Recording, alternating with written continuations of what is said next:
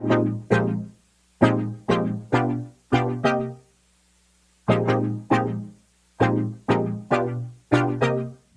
Welcome to take affairs. मेरा नाम है सूरज और आज के इस लेक्चर में हम बात करेंगे अभी रिसेंटली आईपीसीसी की रिपोर्ट जारी की गई है ऑन क्लाइमेट चेंज। तो इसी के बारे में हम डिस्कस करेंगे कि आईपीसीसी की इस रिपोर्ट में किन महत्वपूर्ण बिंदुओं को हाईलाइट किया गया है और किन महत्वपूर्ण बिंदुओं पर चिंता जताई गई है।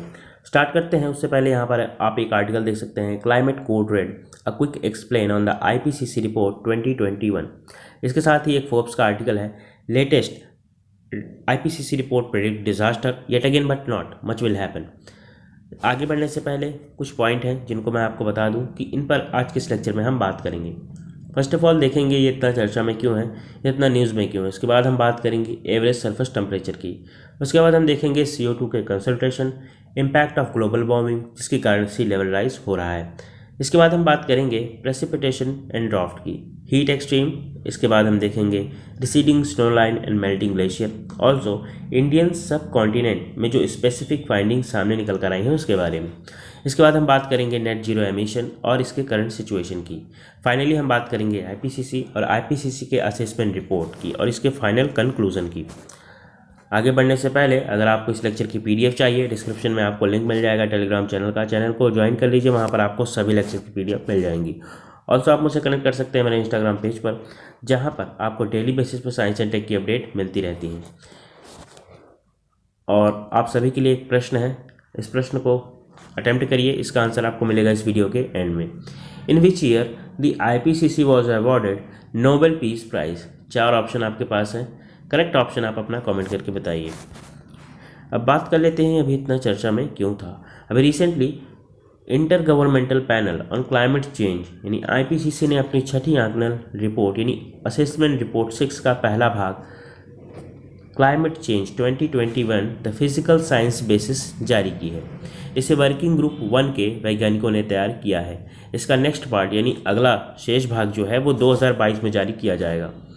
इसके साथ ये नोट किया गया है कि 2050 तक ग्लोबल नेट जीरो टेम्परेचर वृद्धि को 1.5 डिग्री सेल्सियस तक बनाए रखने के लिए न्यूनतम आवश्यक तापमान था।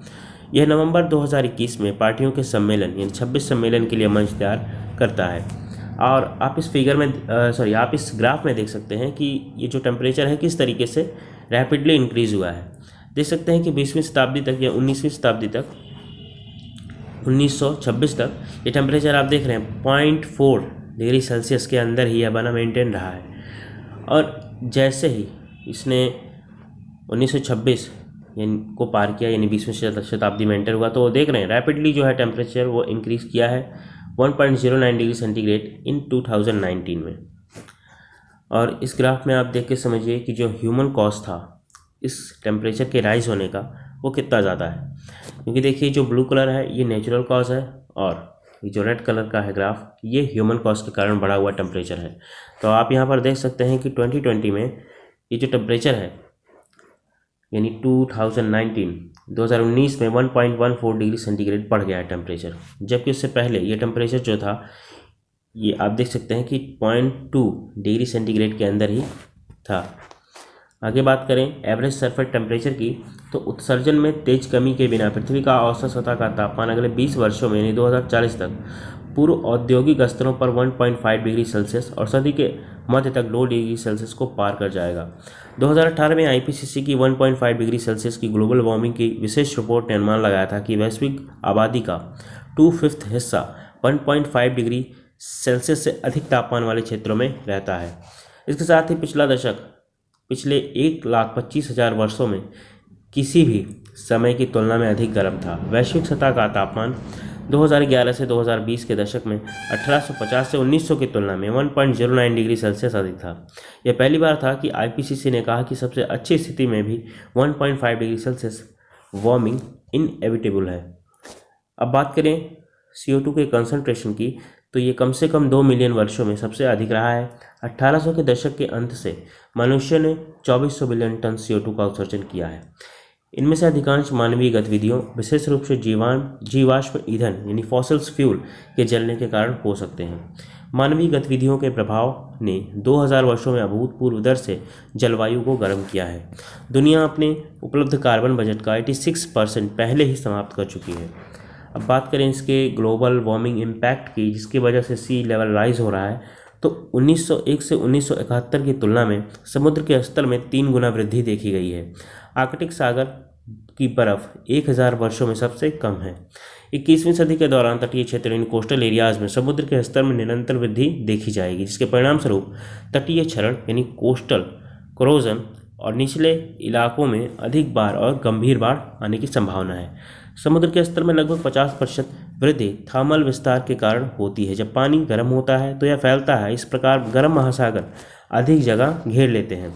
अब बात करें प्रेसिपिटेशन और ड्राफ्ट यानी वर्षा और सूखे की, तो हर अतिरिक्त 0.5 डिग्री सेल्सियस गर्माहट गर्म चरम सीमा अत्यधिक वर्षा और सूखे को बढ़ाएगी। इसके साथ ही वार्मिंग पौधों, मिट्टी और समुद्र में मौजूद पृथ्वी के कार्बन सिंक को भी कमज़ोर कर देगी। हीट एक्सट्रीम की बात करें तो गर्मी के चरम में वृद्धि हुई है, जबकि ठंडे के चरम में कमी आई है, और ये रुझान आने वाले दशकों में एशिया में जारी रहेंगे। बात करें रिसीडिंग स्नो लाइन और मेल्टिंग ग्लेशियर की, तो ग्लोबल वार्मिंग का हिमालय सहित दुनिया भर की पर्वत श्रृंखलाओं पर गंभीर प्रभाव पड़ेगा। पहाड़ों के हिमांक के स्तर में बदलाव की संभावना है और आने वाले दशकों में हिमरेखाएं पीछे हट जाएंगी। हिमरेखाओं का पीछे हटना और ग्लेशियर्स का पिघलना अलार्म का कारण है, क्योंकि इससे हिमालय के राज्यों में जलचक्र में बदलाव होगा, वर्षा के पैटर्न, बाढ़ में वृद्धि और साथ ही भविष्य में पानी की कमी में वृद्धि हो सकती है। पहाड़ों में तापमान वृद्धि और हिमनदों के पिघलने का स्तर 2000 वर्षों में अभूतपूर्व रहा है। हिमनदों के पीछे हटने का श्रेय अब मानव जनित कारकों और मानव प्रभाव को दिया जाता है।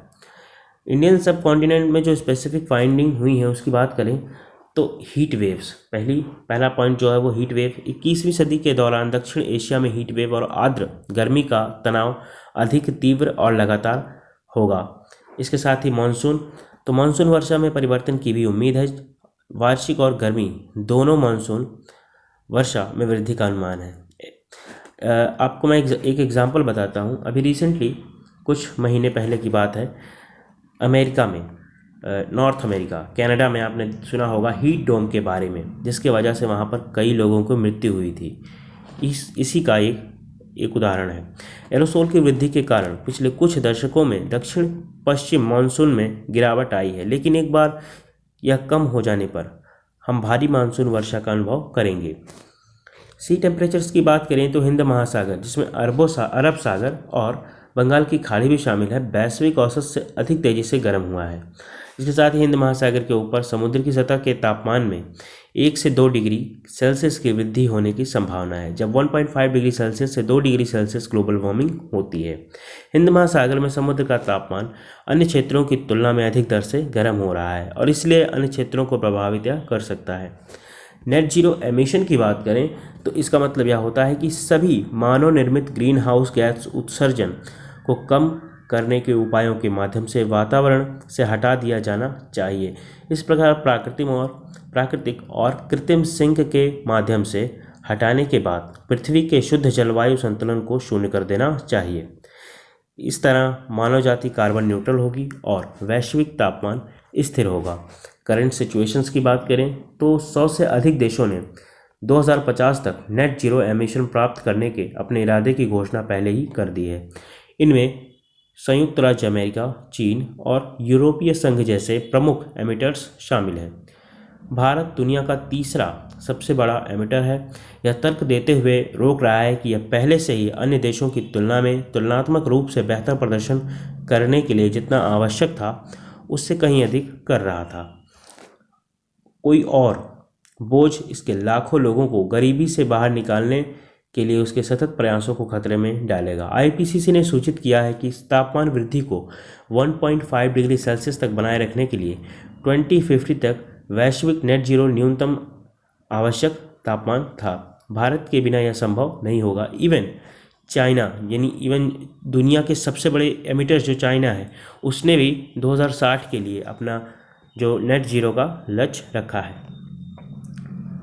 साथ ही अब आईपीसीसी की बात कर लेते हैं इसके बारे में।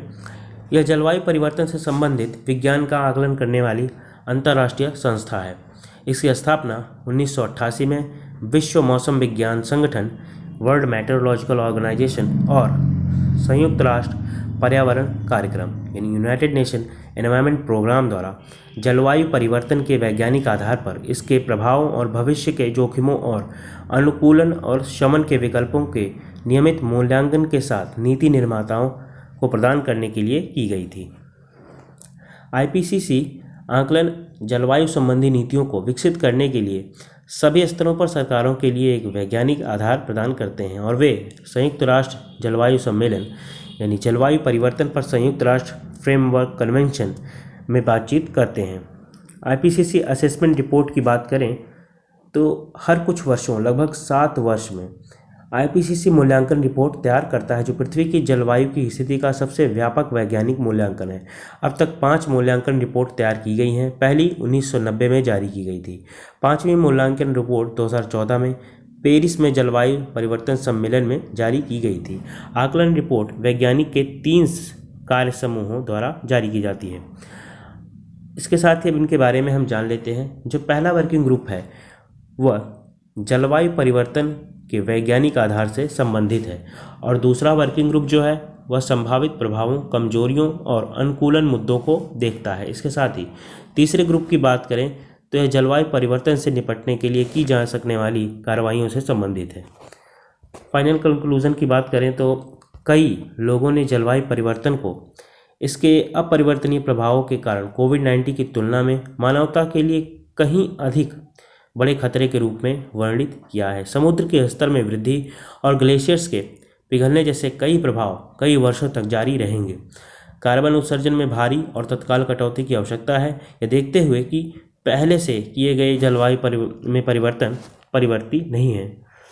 सभी देशों विशेष रूप से G20 और अन्य प्रमुख उत्सर्जकों स्कॉटलैंड के ग्लासगो में COP26 यानी पार्टियों का जो सम्मेलन हुआ था 26 ने हिस्सा लिया था, से पहले शुद्ध शून्य उत्सर्जक गठबंधन में शामिल होने और विश्वसनीय, ठोस और उन्नत राष्ट्रीय स्तर पर निर्धारित योगदान और नीतियों के साथ अपनी प्रतिबद्धताओं को सुदृढ़ करने की आवश्यकता है। फाइनली आते हैं अपने इस क्वेश्चन पर जो मैंने इस वीडियो के स्टार्टिंग में आपसे पूछा था, in which year the IPCC was awarded the Nobel peace prize. तो इसका करेक्ट ऑप्शन बी बिल्कुल भी नहीं है, इसका करेक्ट ऑप्शन सी 2007 में IPCC को नोबेल का पीस प्राइज़ मिला था 2007 में। इसके बारे में आपको थोड़ा बताता हूँ। The Nobel peace prize 2017 was awarded jointly to the intergovernmental panel on climate change IPCC and Albert Arnold AL George junior. यानी ये जो अवार्ड दिया गया था नोबेल पीस प्राइज़ 2007, ये IPCC और एल्बर्ट अर्नोल्ड जॉर्ज जूनियर इन दोनों को संयुक्त रूप से दिया गया था for their effort to build up and disseminate greater knowledge about man made climate change and to lay the foundation for the measure that are needed to counter track such changes. और इस image में आप देख सकते हैं ये हैं वो और IPCC इन दोनों को संयुक्त रूप से इसका ये प्राइज़ दिया गया था। आई होप आपको ये लेक्चर पसंद आया होगा। जितनी चीज़ें बताई हैं इन्फॉर्मेटिव रही होंगी आपके लिए। फिर भी अगर आपका कोई डाउट है तो आप कमेंट कर सकते हैं। कुछ चीज़ें अगर मुझसे छूट गई हों तो उसको भी आप कमेंट में लिख सकते हैं। अगर आप मुझसे जुड़ना चाहते हैं मेरे सोशल मीडिया हैंडल्स पर तो आप मुझसे कनेक्ट कर सकते हैं मेरे इंस्टाग्राम और ट्विटर पर। सो मिलते हैं नेक्स्ट वीडियो में। Thank you for watching this. Have a great day.